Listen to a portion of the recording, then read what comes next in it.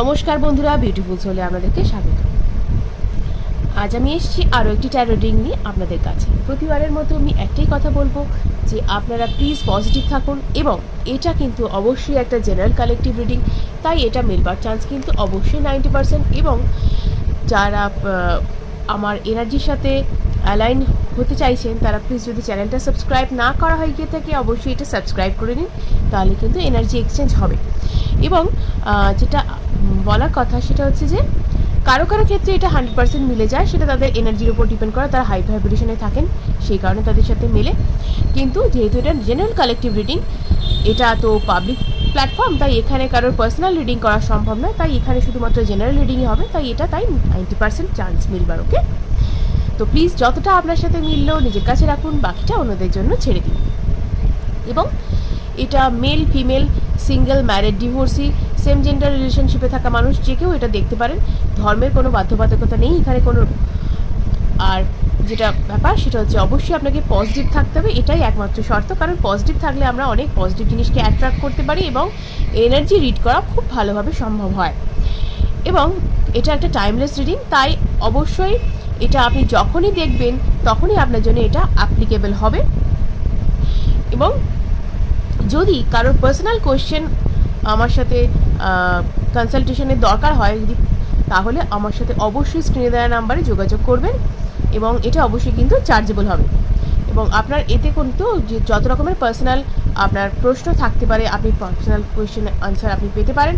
যদি কেউ জ্যোতিষী পরামর্শ চান, জন্মছকে বাধা, চাকরি এবং ব্যবসায় উন্নতি ইত্যাদি কারণে যদি কোনো সমস্যা পড়ে থাকেন, যদি আপনি ব্ল্যাক ম্যাজিক কাটাতে চান, তাহলে অবশ্যই স্ক্রিনে দেওয়া নাম্বারে অ্যাস্ট্রোলজার অরিত্র চ্যাটার্জির সাথে যোগাযোগ করুন। তো চলুন দেরি না করে অবশ্যই রিডিংটা শুরু করা যাক। প্লিজ আপনারা পজিটিভ থাকুন এবং আমার সঙ্গে থাকুন। Thank you universe, thank you dear spirit guides, thank you Angeles, thank you, thank you, thank you, thank you so much, thank you, thank you, thank you, thank you so much, thank you, thank you, thank you, thank you. আমি যেন আমার viewers এবং subscribers যারা আছেন তাদের জন্য যেন রিডিংটি আমি ভালো করে করতে পারি। Thank you, thank you, thank you, thank you so much, thank you.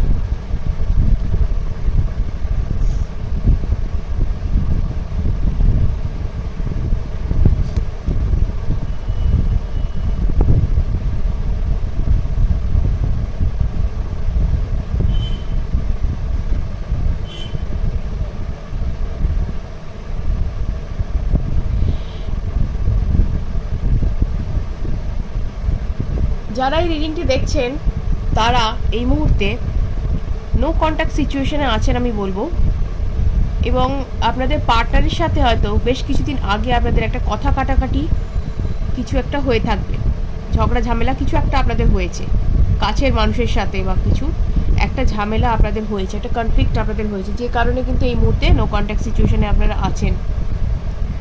এবং আপনাদের পার্টনার এই মুহূর্তে কিন্তু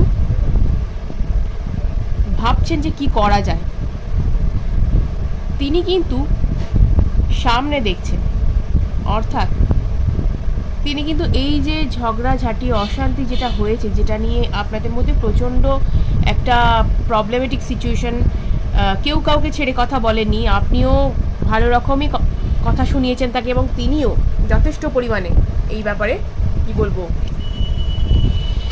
হয়তো কিছুটা তিনি বেশিই করেছেন এক্ষেত্রে আমি বলবো। তো এই রিলেশনশিপটা আপনারা ভেবেছিলেন যে এখানেই এন্ড হয়ে গেল, ওকে, কিন্তু my dear friend, this is not the end, okay. এখানে কিন্তু তিনি যথেষ্ট পরিমাণে এই রিলেশনশিপটা নিয়ে ভাবছেন। আপনি যতটা কষ্টে আছেন, আপনি যতটা ভাবছেন এই রিলেশনশিপটা নিয়ে, তিনিও কিন্তু ততটাই ভাবছেন। কিন্তু একটা ভালো অপরচুনিটির আশায় আছেন উনি, একটা ভালো অপরচুনিটির আশায় আছেন। হয়তো বিদেশ যাত্রার কোনো সুযোগের অপেক্ষায় আছেন, এটাও বলবো। বিদেশ যেতে চাইছেন হয়তো আপনার পার্টনার। যাই হোক না কেন, রিলেশনশিপে কিন্তু তিনি স্টেপ নেবেন, এবং আগের মতন হঠকারীভাবে নয়।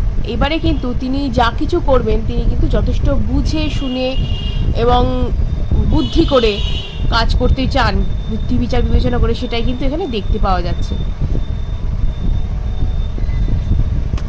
দেখে নিই আর কি আছে।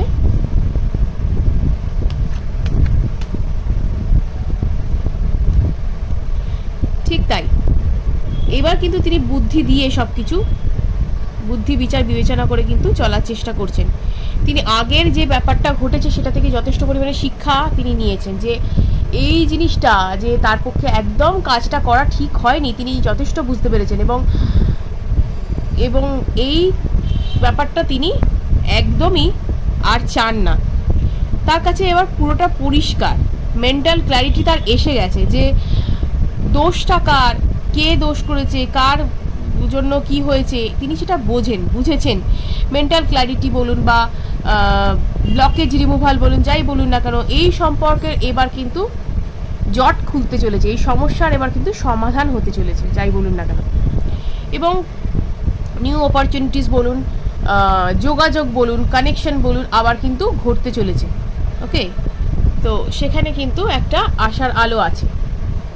তো আমি প্রথমেই বললাম যে এখানে কিন্তু শেষ নয়, ঝগড়া হয়ে গেছে, নো কন্ট্যাক্ট সিচুয়েশন আছে, আপনি ভেবেছিলেন ঠিক আছে, যা হয়ে গেছে, এবার সব শেষ হয়ে গেল, এই মানুষের সাথে আর থাকা যায় না, আপনিও ভেবেছেন তাই, কিন্তু না, তিনি কিন্তু অ্যাকশন নেবেন, তিনিও কিন্তু মেন্টালি যথেষ্ট আপসেট হয়ে আছেন, এবং মনের কথা তিনি কিন্তু প্রকাশ করবেন আপনার কাছে, কিন্তু একটু দেরি তার আছে, একটু দেরি হবে।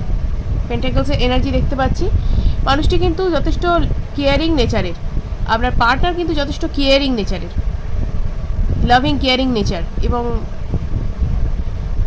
তিনি কিন্তু মানিয়ে গুছিয়ে থাকতেই পছন্দ করেন, কিন্তু ওই যে একটা কি বলে না, সব থেকে প্রেস্টিজ জ্ঞানটা বেশি, কিছু একটা প্রেস্টিজের জন্যই তিনি একটা প্রেস্টিজ ইস্যু করেই তিনি ব্যাপারটা ঘটিয়ে ফেলেছেন, মানে অতিরিক্ত কিছু বলে ফেলেছেন আপনাকে, যেটা একদমই অসম্মানের হয়ে গেছে আপনার জন্য, এবং যার কারণে আপনি ভেবেছিলেন আর থাকাই যায় না এই রিলেশনশিপে। কিন্তু তিনি কিন্তু মানানোর যথেষ্ট চেষ্টা করবেন, তিনিও কিন্তু এই ব্যাপারটা, ইগোটাকে কিন্তু তিনিও ঝেড়ে ফেলার চেষ্টা করছেন, কিন্তু যার এতখানি ইগো, অত কি সহজে তিনি ছেড়ে ফেলতে পারেন? সেই জন্যে দেরিও হচ্ছে, একটু দেরি হচ্ছে দেখতে পাচ্ছি, তবে হ্যাঁ বেশি দেরি হচ্ছে এটাও বলবো না।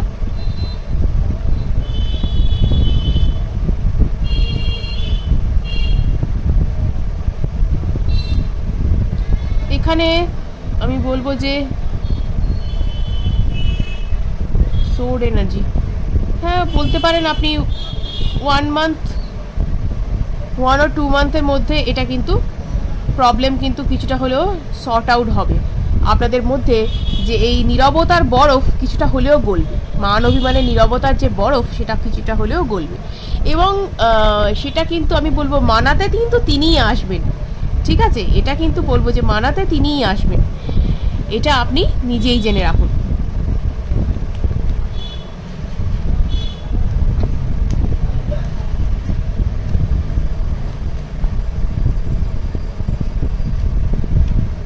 দেখে নি আর কি আছে।